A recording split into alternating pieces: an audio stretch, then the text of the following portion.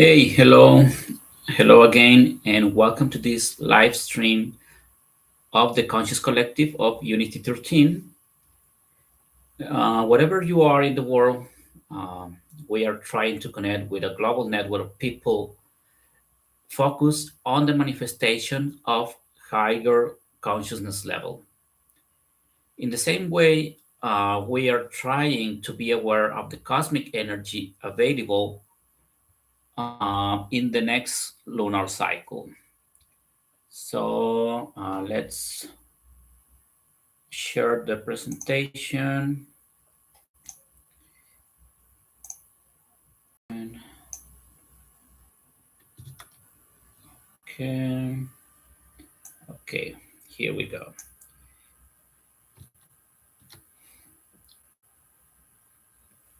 Okay, so I was saying that we're trying to be aware of the cosmic energy available in the next lunar cycle, which begins tonight sunset, and I am talking about the beginning of the zodiac sign of Gemini or Rosh Sivan in the Hebrew calendar. And I want to clarify here, since I began studying Kabbalah, I try to avoid as much as possible speaking about religion. This is not about religion, it is about mysticism. However, when it comes to Kabbalah, maybe it's difficult not to refer to the Hebrew tradition, since its mystical study is based on interpretations of hidden secrets within the Torah, or what we know as the Old Testament. Then I've said before, this perspective comes from the Sefer Yetzirah, or Book of Formation, which establishes that the universe was created through the 22 letters of the Hebrew alphabet. And I also said that each month of the Hebrew calendar was formed through a specific combination of two of those letters, one governing the constellation of the month, and the other ruling the planet of influence. And that combination defines the energetic signature of each period or each month of the Hebrew calendar. Unlike the Gregorian calendar, this is a lunisolar calendar organized primarily around the cycles of the moon, yet periodically synchronized with the sun in order to keep the um, sacred festivals or um, the time to get seeds or for farming with their corresponding seasons. This only happens in this study only happens or for the northern hemisphere, and in this way, um, each month of that calendar begins with the new moon, known as Rosh Chodesh, which in the Kabbalistic tradition is not merely an astronomical event, but an energetic portal or the moment when our new spiritual frequency becomes activated within the individual and collective field. And that period begins with the new moon, moves through its point of greatest intensity during the full moon, and is completed with the following new moon, which simultaneously marks the end of one cycle and the beginning of the next. And this reveals a series of particular characteristics within each lunar cycle from its beginning to its completion. Characteristics that, once understood, allow us to consciously work with the energy available in that period of time, instead of simply being carried away by that hidden influence. And that's precisely what we are trying to do tonight with the beginning of the month of Gemini, known as Rosh Chodesh Sivan. In summary,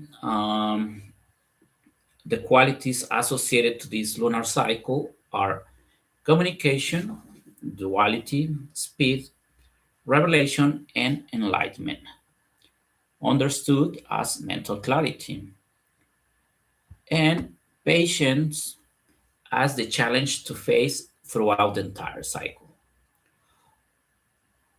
Although the astrological wheel started in Aries 2 months ago with the energy of the beginnings, and last month in Taurus, we work with the energy of connectivity and healing. But now, in Gemini, we continue into a stage where emotion becomes quickly expressed words. And this Gemini lunar cycle is one of the most important months within the Kabbalah study. It could also be considered the most extensive in terms of information. For that reason, we could study about it the entire cycle. However, for the purpose of this presentation, I will summarize the most important aspects tonight, and I will share an additional reflection during the full moon as I have been doing. Okay, so with that in mind, I want to say that historically, perhaps the most transcendent event in the human history took place during the month of Gemini or Sivan. According to the Hebrew tradition, the Torah or Law of God was revealed at Mount Sinai on the sixth day of Sivan, the third month of the Hebrew calendar, which corresponds to Gemini in Greek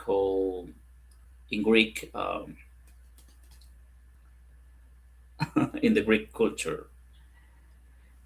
And that revelation occurred by the year 2448 of the Hebrew calendar, corresponding to the year 1313 BCE. And because of that event, this month is traditionally known within Judaism as the month of revelation. And the delivery of Torah is known as Shavuot or Matan Torah. And that document has left the greatest mark and impact than any other in the history of humanity, both negatively and positively. It has been and still remains the subject of the greatest debates in every possible sense, as well as a sort of unification. Because throughout history, interpretation of its content um, have been used to justify wars, persecutions, and systems of control that have resulted in millions of deaths, and a wide list of conflicts that continue up to this day. But also, through its mystical study, science, arts, and spirituality have been developed.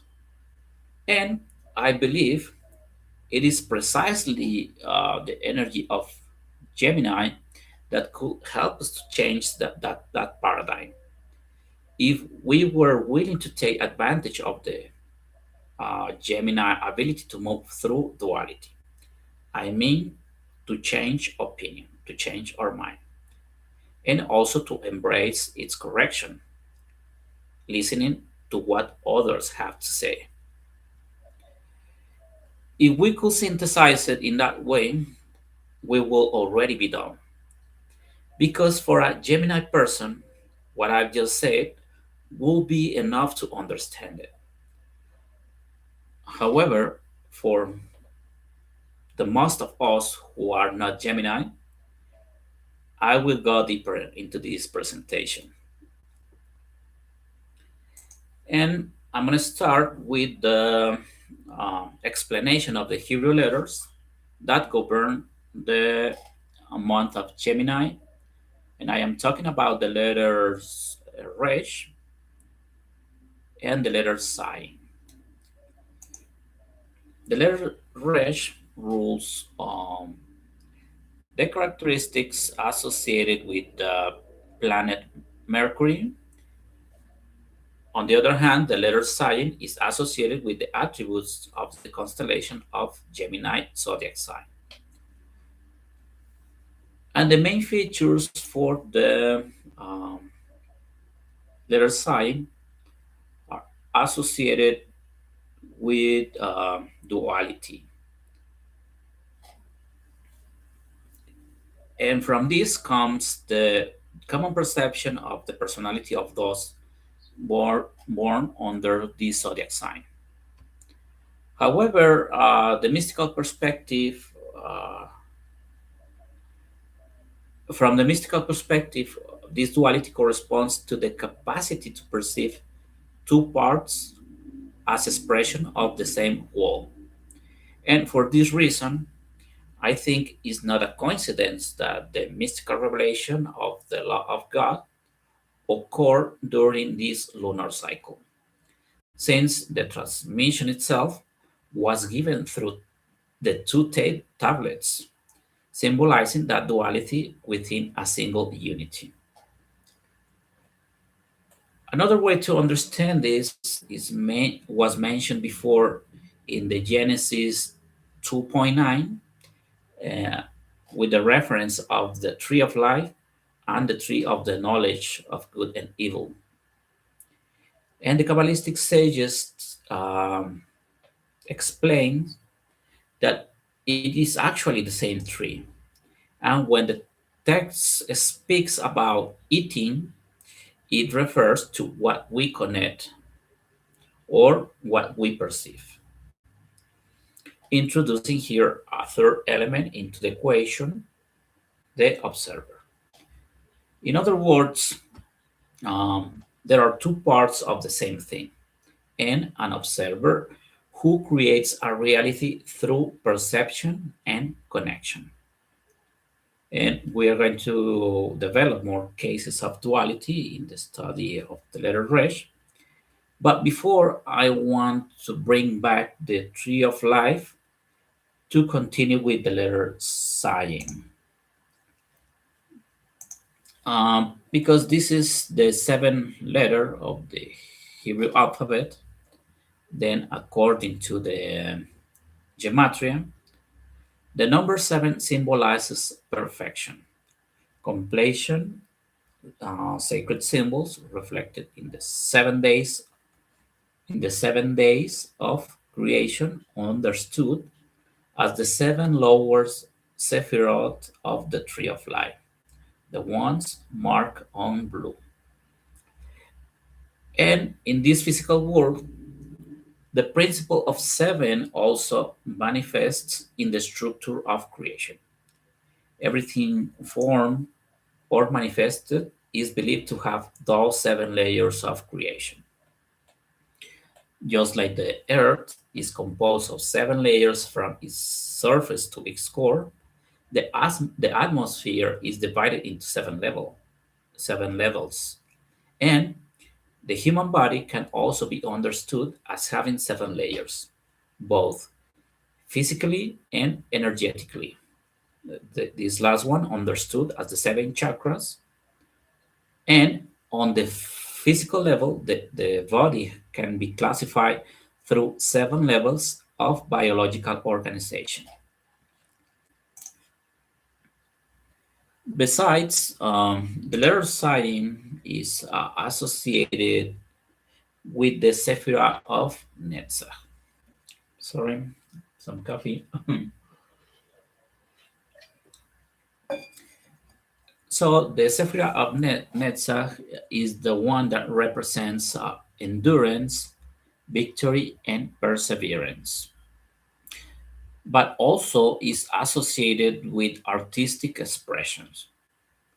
Therefore, speaking about the duality of Gemini, its ideal opposite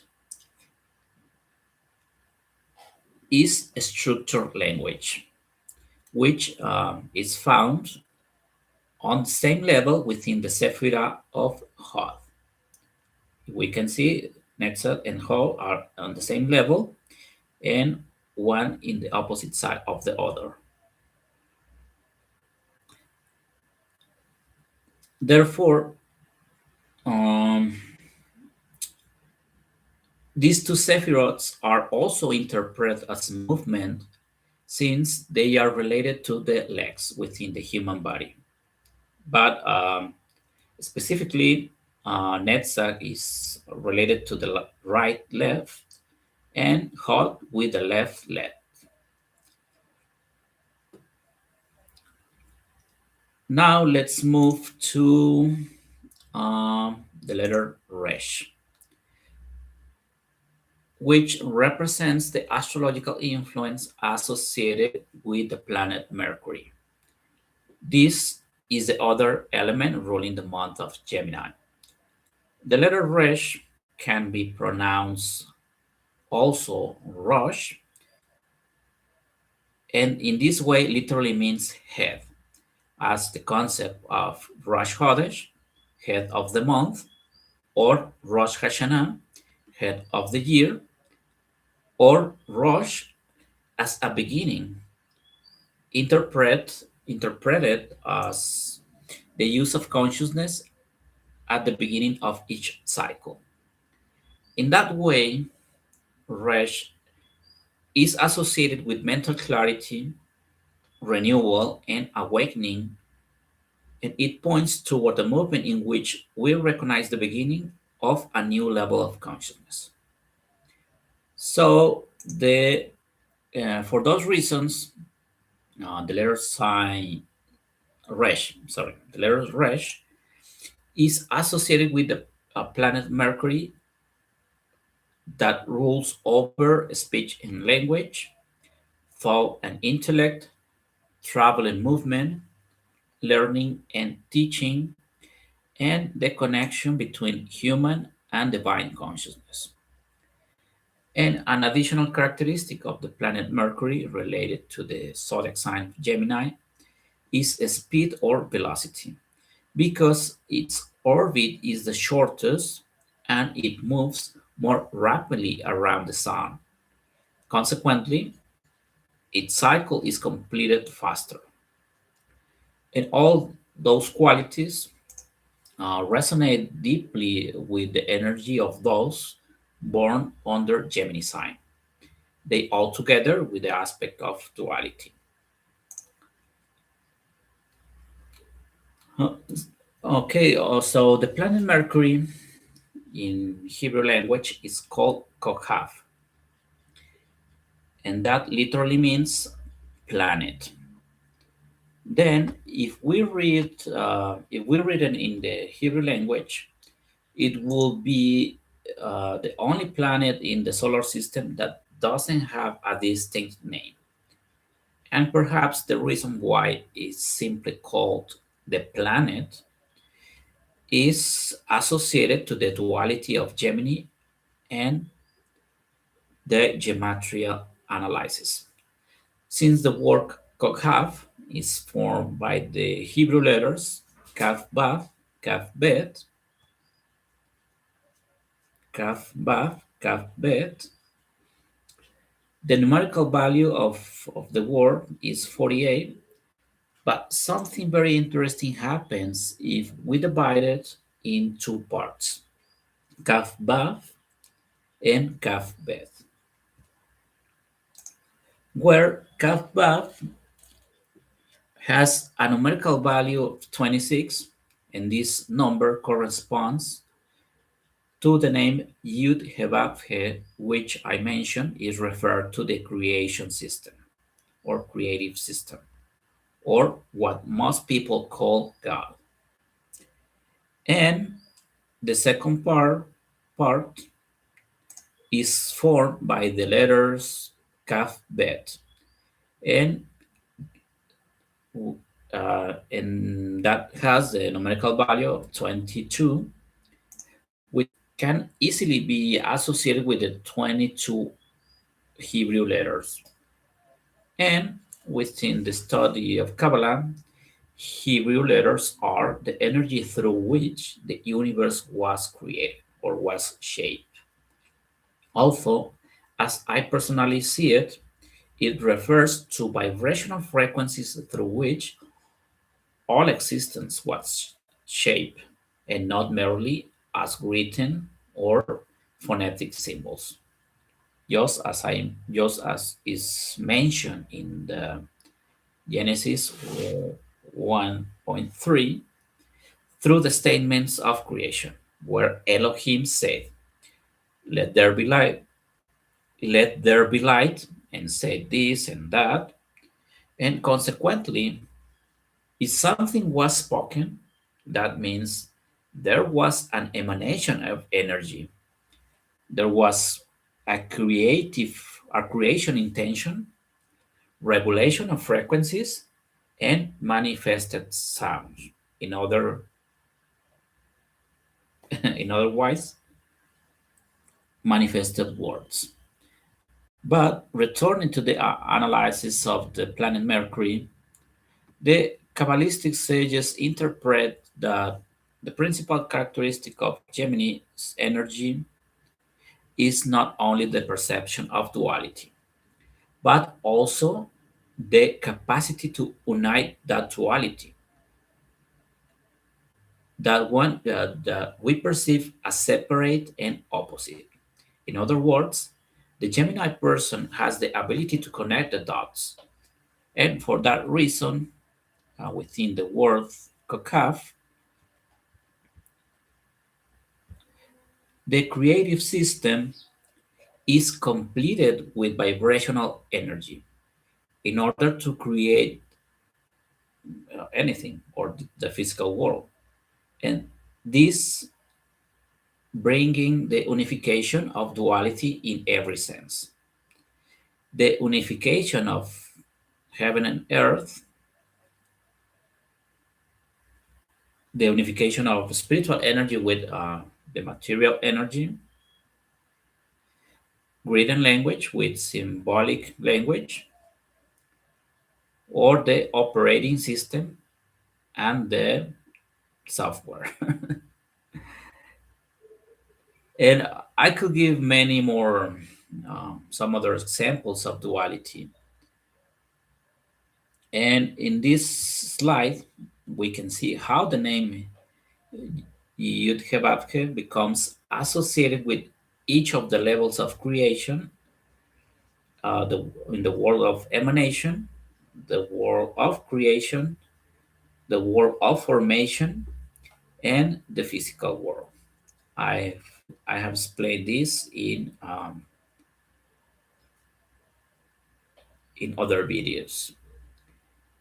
And the Hebrew letters will be situated within each of the connecting channels between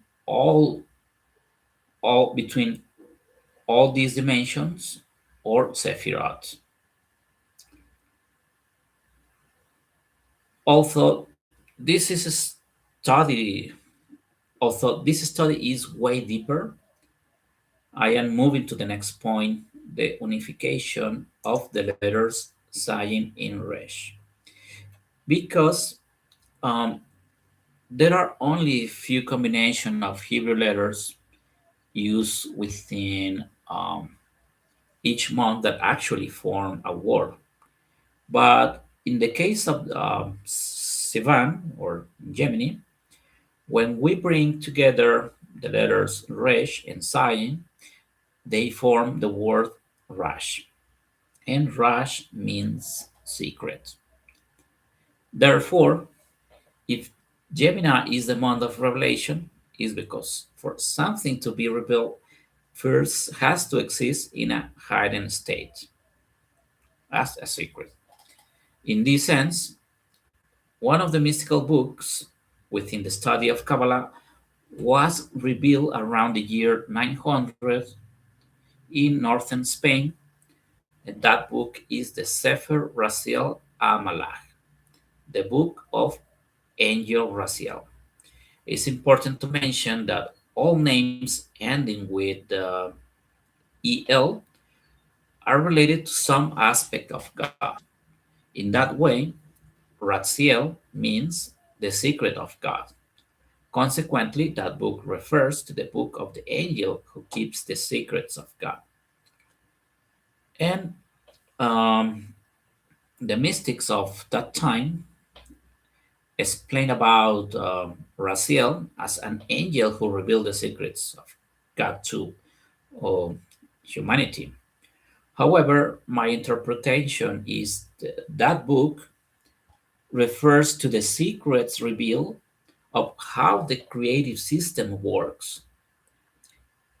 And another curiosity about the word Rosh resides in its numerical value, which is 207, the same value of the word light. In Hebrew language, it's say or. Then I could say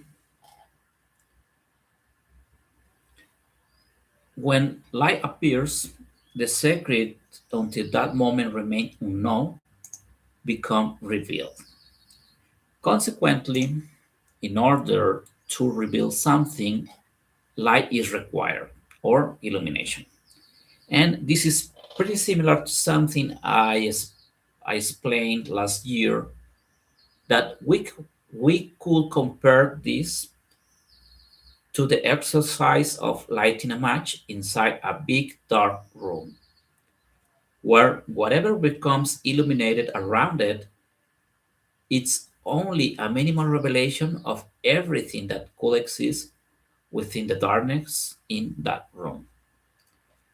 Therefore, with all these relationships, now I think we could understand why the month of Gemini is considered the month of revelation. Although it traditionally refers to the revelation of the Torah, on a deeper mystical level, it might actually point toward the revelation of unity itself. The ability to unite opposites, the ability to um, unite the extremes that seem separate, but they are really part of the same wall. And we, I mean, as species, most of the time are not capable to see that heaven is already here within this physical reality. If I mean heaven, I'm talking about the spiritual worlds.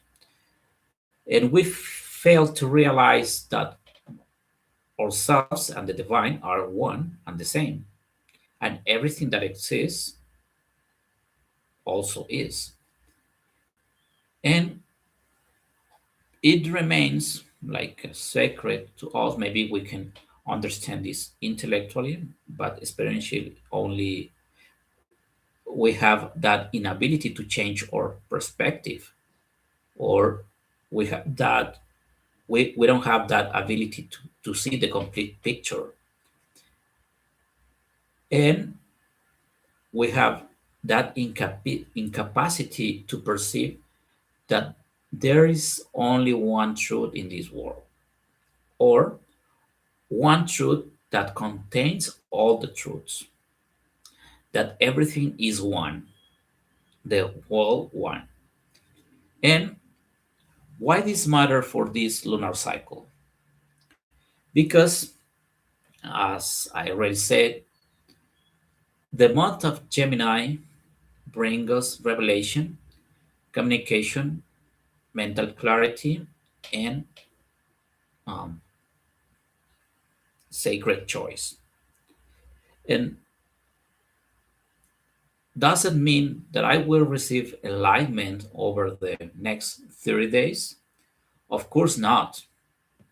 But today, if we only genuinely start tonight or in this moment, hopefully, realizing the heaven is already right here and right now. If we only realize we are the divine and this human experience. If we perceive what we are doing right now or where we are is the perfect place and time to be while we seek for our greatness. And that's why the challenge of the month of Gemini are learning to truly listen to others and developing patience. And maybe in the end, both challenges are the same thing because we are speaking about duality. And because the Gemini person naturally has clarity of thought and ease with words. So during conversation with other people who communicate slowly or struggle to express themselves, Gemini people can easily become impatient or lose interest. And for this reason, patience could be understood as divine choice, a moment in which I choose to listen, or I choose to wait and to listen, and choose the reception of the complete message, of the entire message within a conversation, paying attention to what's the motivation of the other to say what they say and how it's been said, what words the other person uses, or what's the body language communicates, and what's the thought structure of the other that is different from mine. And that doesn't mean we have to do what the other person wants, but having the patience to listen. And I think that patience is reached through balancing the perseverance and the humility. And these two are the two sephirots placed on the same level in the tree of life, where giving means being able to truly listen to what someone else has to say. And even if I think I already know what the other is gonna say. And receiving means opening myself to real and genuine um, connect with others. And of course, okay, I'm gonna finish the presentation.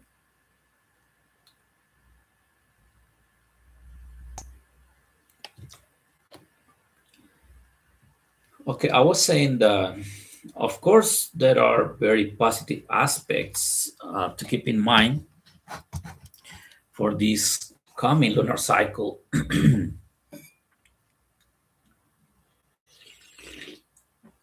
such such as the speed with everything happens and making communication easier and the clarity to reveal secrets. But for this to happen, we must be open to change our mind in order to listen to new ideas and being patient with the results we visualize today, knowing that the moment will come when those results will be manifested. And with all this, I know Taurus was an emotional, difficult month because at some point we felt that need of this or desire of doing anything, of doing nothing, or just remaining in our comfort zone. And perhaps that's why this coming cycle enters with so much speed and the desire to do many things quickly. And I believe, I think the challenge will be very interesting experience this year because during this cycle, we also have the beginning of the World Cup, an event that is almost impossible for most of the people in the world to ignore, especially with everything happening globally right now. This event has the power to bring people together, even if there are economic interests behind it. And because of that, I think it's a valuable opportunity to listen to what others have to say. In the way I see it, it's a great opportunity to practice the challenges I just mentioned: patient communication and truly listening. And with all explained here, my proposal for this lunar cycle that is about to begin is whenever we come in contact with any of the elements developed here as the astrological signs, Hebrew letters, duality, communications, speed, and patience, we try to make a pause for a few seconds to breathe and meditate for the duration of a single sigh, because that sigh is the amount of time Gemini will give us to do it. And with all said here, I know I will see you soon in the next video. Thank you and have a lovely night.